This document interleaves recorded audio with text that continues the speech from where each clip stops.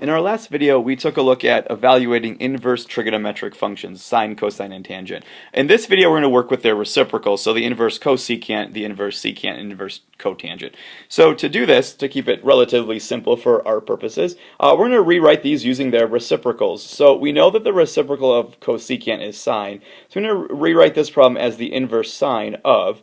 Well, when we do these, we have to make sure that not only are we doing the reciprocal of our function, we also have to make sure we do the reciprocal of our x value, because these are ratios, this time side ratios, and so these ratios need to flip as well. So the reciprocal of 2 is 1/2. I see a lot of people forget to actually do the reciprocal of the x value. So instead of evaluating the inverse cosecant of 2, I'm going to evaluate the inverse sine of 1/2. It'll get me the same answer. So first question, like before, is our x value within the domain?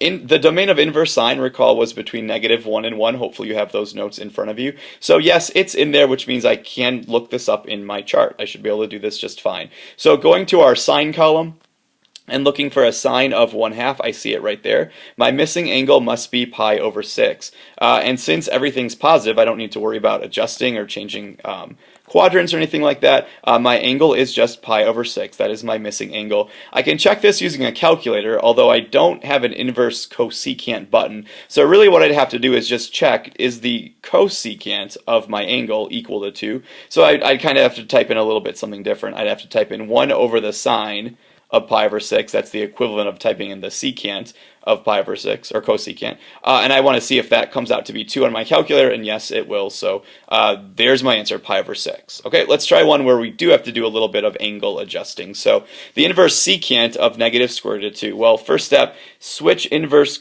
secant to inverse cosine. And then don't forget to do the reciprocal of your x value as well. So I end up with -1 over square root of 2. Now before I go looking for that value in my chart, or looking for the positive value of it, I don't want that negative or that square root in the bottom. So recall, what I would do is I would multiply the top and bottom times square root of 2, which gets me a new angle, an angle that actually will be in my chart, of square root of 2 over regular 2, the negative version of that. So that's what I'm going to look up in the cosine column. So when I go to cosine, I won't see a negative, but I'll see a positive version, so right there. And so I can read backwards and see that the angle I'm looking for is somehow going to involve pi over 4, but that may not be the angle itself. So looking back at my problem then, here's what I know.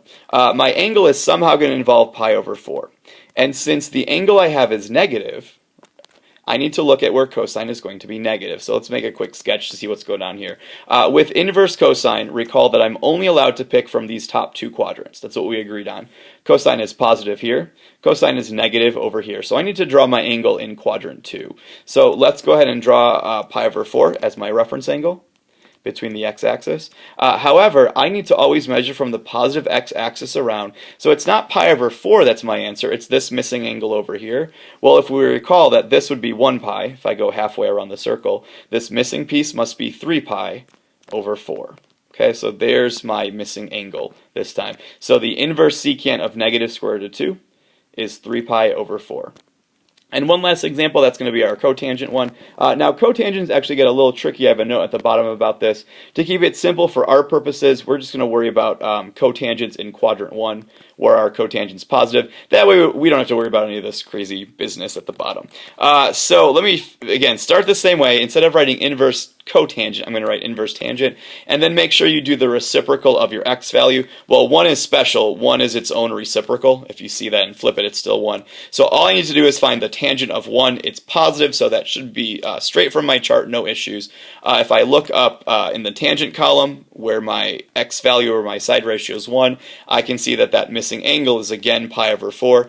But this time, there is no adjustment required. It's in quadrant 1. Everything's positive. Pi over 4 is my missing angle.